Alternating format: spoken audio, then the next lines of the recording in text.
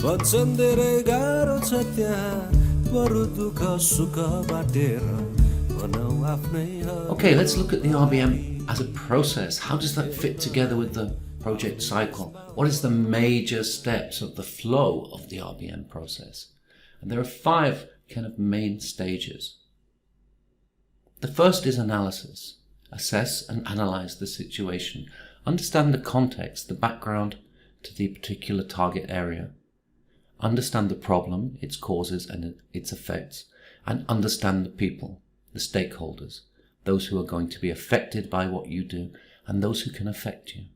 Once we know what we're dealing with, we can then set objectives.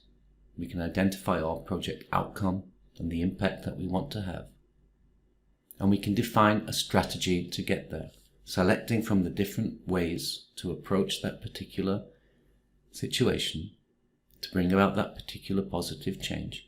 From those different approaches available to us, we can analyze those, select, prioritize, maybe reject some, and synthesize those into a program or project strategy.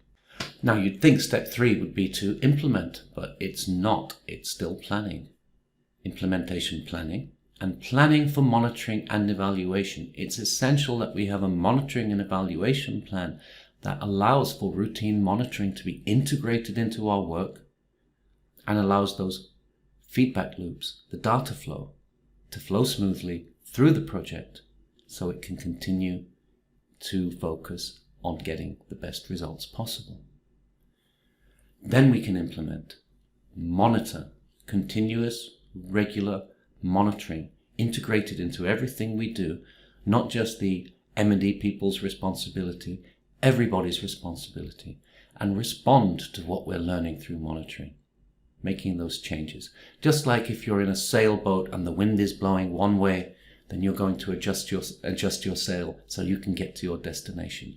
Or if you're stuck in traffic and you find that, well, you can try a different route to get to your destination, or maybe you just say the traffic is so bad today, let's change the plan entirely and go somewhere else.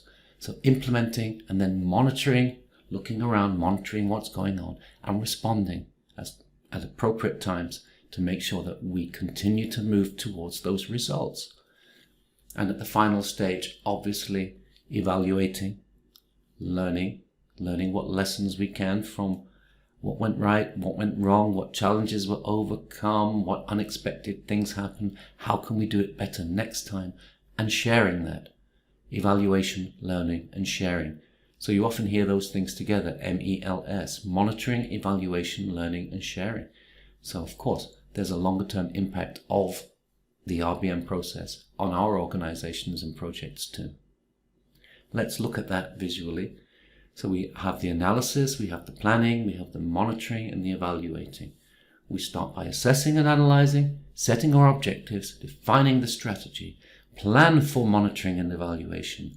Then we implement, monitor, respond, and then we apply learning from evaluation. There are some common features that you'll see in many RBM-focused or RBM-based projects. For example, problem analysis, understanding the causes and the consequences of the problem. Stakeholder analysis, knowing what people's interests, motivations are. Are they likely to support or oppose us? How can we mobilize better those who can be on our side? How can we reduce the influence of those who might be resisting what we do? How can we communicate? How can we engage with our stakeholders? In RBM, projects are built around a results chain. The results chain of inputs, activities, outputs, outcome, and impact. And indicators which measure progress towards our results, as well as measuring achievement of our results looking back. That requires regular, integrated monitoring, a smooth data flow, and feedback loops so that what is learned can be responded to and applied.